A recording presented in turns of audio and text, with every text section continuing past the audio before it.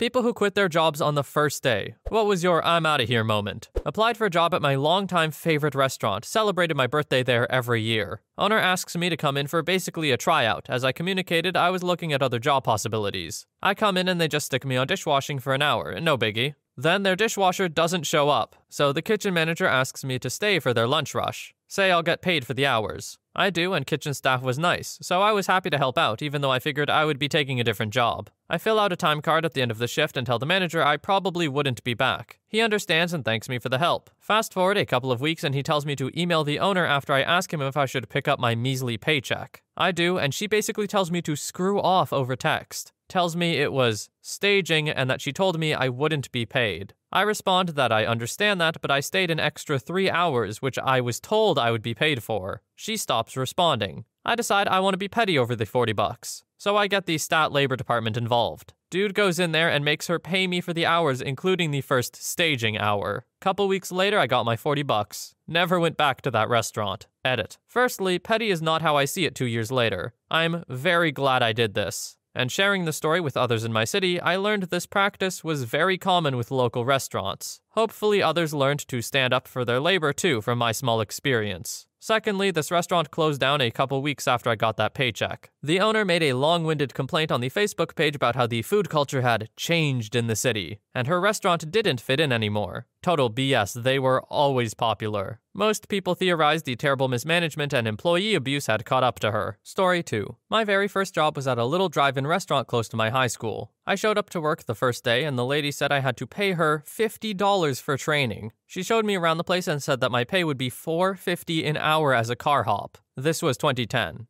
And all the tips I made went into a bucket with all the other girls' tips. At the end of the night, she counted up tips, kept 20% for herself, and split up the rest evenly among every employee. Also, part of our job was 1 day a week we had to spend 4 hours cleaning her house. It seemed super shady. I literally left after listening to her go over all these rules. My dad was upset until I explained and another girl confirmed. And my dad agreed I did the right thing. In my opinion, for no real job, should you have to pay for the training they give you. Because if they really want you to do the work, then they're gonna have to train you how to do it. And it's not like you can get the training and take it somewhere else if it's specific to that job, so really it's just included in you doing the work for them. If any job ever asked me to pay for training for them, especially a job that pays $4.50 an hour, yeah, I'm out of there. Story 3. Salesman for Kirby Vacuums. First sale call was to a single elderly woman who was supporting her son in hospital. They got us in the door by offering a free carpet clean as a demonstration. The supervisor training me pushed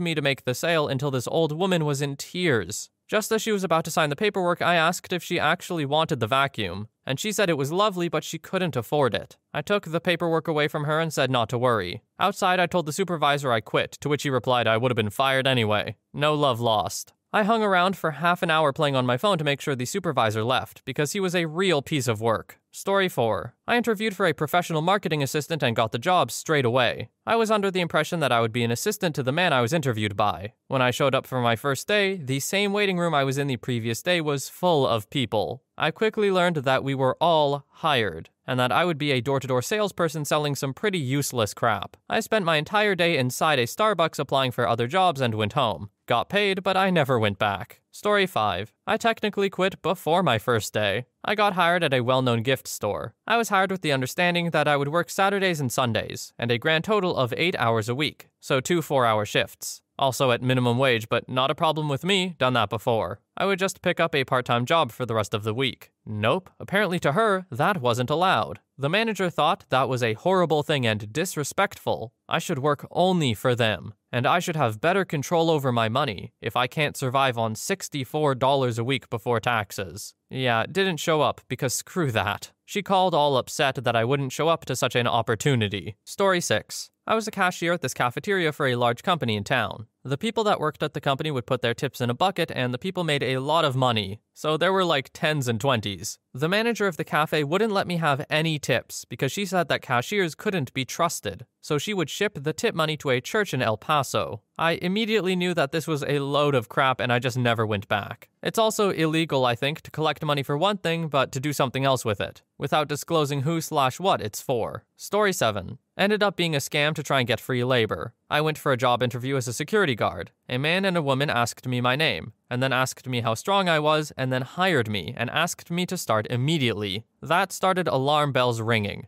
2 questions in an interview and I'm employed and working with no discussion about anything else. They took me down to their warehouse. Office interview was above it, and told me to start moving boxes from a shelf into a truck. I said, hang on, the job is security, not manual labor. And then they started to get really upset with me and saying if you want the job, then you need to do this as part of it. I was like, yeah, nah man, I'm out. Total scam. There was no job and it really upset me because I could have gone to another interview at that time but chose to go there instead. Story 8. I had a job for 1 day selling home security equipment door to door. The whole idea was basically to make it seem like you're doing them a service and then lock the customer into 5-year contracts. My supervisor and I were in this one home of a family that hardly knew English. The father said they'd been struggling with finances, but my supervisor kept pushing, and the customer seemed like he didn't fully understand what was going on. I couldn't, in good conscience, take these people that were already struggling and put them in a worse position. Real talk, I don't get how anyone can do that, to be honest. Like, doesn't it take someone truly heartless to actually make someone worse off and know it? Unless they've somehow deluded themselves into thinking that they're doing them a service. Story 9. I answered an ad for a babysitting job. I was already working on a casual basis, but it was sporadic, so I thought some after-hours babysitting would be welcome extra cash. The couple were both in the military and proceeded to tell me that I would be staying in the spare room and looking after their 6-month-old child around the clock, as well as doing the housework. I would have 1 day off every 2 weeks. They said it is cash in hand so I could sign on to the dole unemployment benefit to make up the rest of the money. I left on the spot. They wanted a live-in housemaid and a nanny, not a babysitter, and they were also not able to pay for one. Why they thought it was up to me to illegally collect the dole to subsidize them, I don't know. Story 10. It was a petrol station, and the manager wanted me to work for free until I had learned their computer systems to what he deemed a satisfactory extent. I agreed to do it because I needed a job, and he brought me in at 7 a.m. on my first day. However, he was not present to go through the training with me, so I was just standing around kind of helping out on the forecourt but not really knowing what I should be doing. Basically, not learning anything. After about an hour and a half without the manager showing up or anyone training me on anything, I decided that I wasn't going to continue being taken advantage of and told the cashier to pass on the message to the manager that I quit. Story 11. Crappy motel gig in Raleigh, North Carolina when I was young and desperate for a job. Any job. Came in to relieve the cigarette hag overnight lady who told me about the bat she kept beneath the counter, and which rooms had the escorts in them, and which rooms were for the genuinely lost tourists, as well as how to not give out towels to certain people because they had 10 plus people to a room, and they were trying to get them to leave. While she was talking to me, one of the escorts came up and paid her with sweaty boob money. Also, they expected me to do laundry in the back room in between babysitting the front desk. Also, told me to watch out for stray needles or paraphernalia in the sheets. I overheard a man in the lobby on his phone, talking about how he had a friend who was in jail and how he was going to hire him to unalive his cousin who is in that same jail, all in between bites of bargain bin Fruit Loops from the continental breakfast. I left. They never sent me my check for working that day, and I never called to get it. Story 12. Young and naive right out of college, took a marketing job.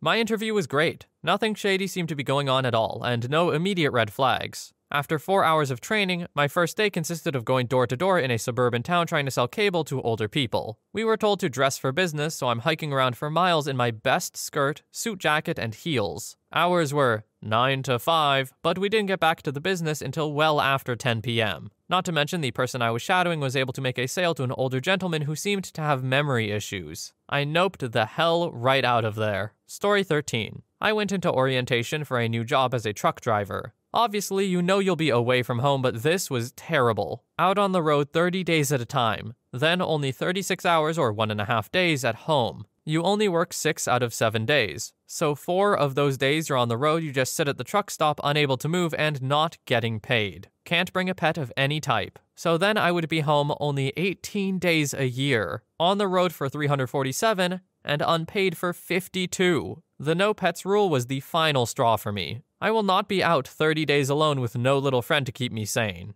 I noped out of there. The trucking life, I don't understand it at all. It's really impressive to me that people can do it, and I do understand that most trucking jobs are less egregious than this in terms of the hours and trucking time, but still, being on the road for that long, I don't think I could handle it. I'm glad some people can though, because they do valuable work.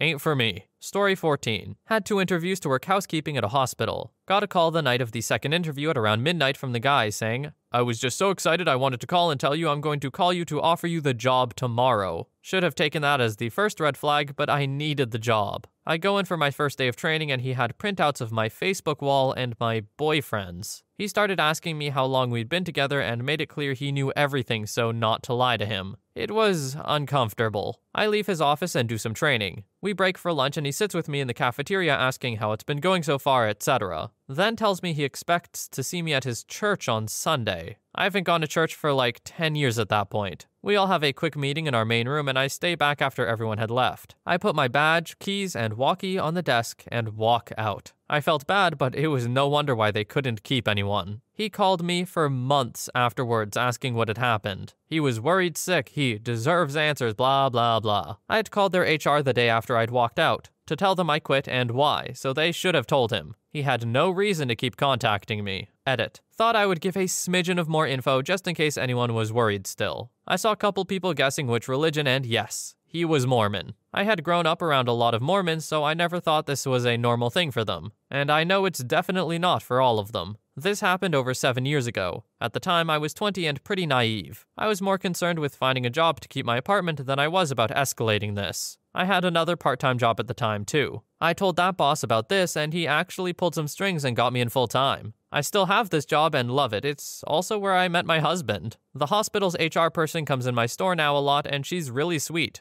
I think she hasn't been with the hospital for a few years now. Regardless of faith, if an employer says, "I expect to see you at my church," I don't know, that just screams red flag to me. But I also totally get the "I have to work because I have bills to pay" kind of mentality. So yeah, sometimes you have to overlook some pretty bad stuff. But yeah, if I have a choice and an employer ever asks me to be at their church, yeah, no, I'm gone. Have a good one. Story 15. They hired me to work full-time. I had interviewed to work full-time. I was trying to quit a horrible job, and this job was on the other end of town. I needed enough money for the bus pass and to make up the difference and more of quitting my old job. They hired me and showed me my schedule. I showed up for my first day and things are going good. Then, my manager called me in, sat me down and explained that they would have to cut me down to 15 hours a week because they had hired too many frickin' people. I explained painfully that I had to take a bus an hour each way and wouldn't be able to pay rent or food after that. He said I could always hold out and hope people quit. I told him he could start with me. I took off my apron and stormed out in tears. First of all, OP, I'm sorry you had to go through that. That sounds like a really tough situation. Second of all, that was like a movie-level comeback there. Well, like Disney Channel movie, but still a movie. Well, you can start with me then. Throws down the apron, walks out, hair blowing in the wind. Yeah, I can see it. It's a pretty cool line to leave on, I won't lie. I hope you manage to find a job that works better for you though, OP.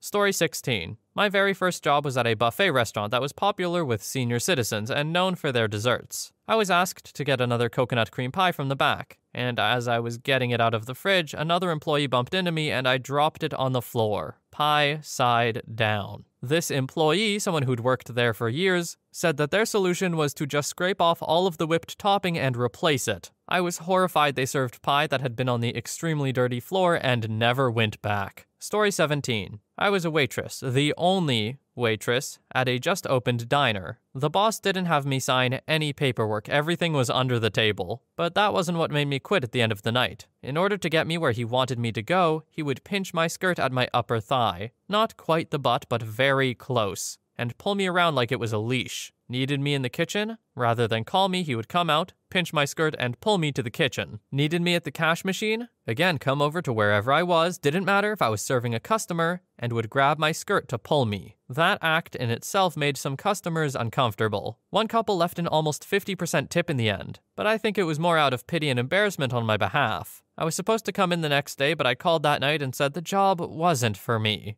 I came in a couple days later to turn in my apron and he just took a wad of cash out of his pocket and paid me then and there. God, he was creepy. I think it was a smart move to quit. Story 18. I didn't quit, but it was an interview many years ago. The position was for an admin assistant. I got to the place and it was in the back of a strip mall kind of. Just a small parking lot and a forest. I go to interview and the guy tells me it is in fact not an admin position, but an alarm system cold calling position. I immediately knew he was wasting my time and his, but finished it out. He told me there would be a lot of evenings just him and I working.